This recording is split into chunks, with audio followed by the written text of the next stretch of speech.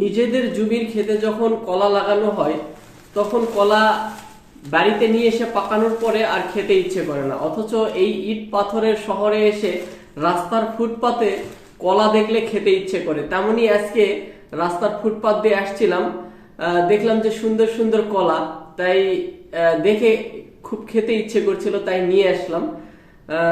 কলাগুলো অবশ্য অনেক সুন্দর দেখতে। আর এখানে 10টা কলা আছে, যদিও 11টা, এখানে ডবল কলা। এই ডবল কলাটা ধরেনি, সেক্ষেত্রে এখানে আমি অবশ্যই লাভবান আছি। এটা খাবো আমি, দেখা যাক যদি যমজ 2টা বাচ্চা হয়। ডাবল কলা খাইলে নাকি 2টা যমজ বাচ্চা হয়। এটা আসলে কথার কথা, এটা আমিও বিশ্বাস করি না, কুসংস্কার।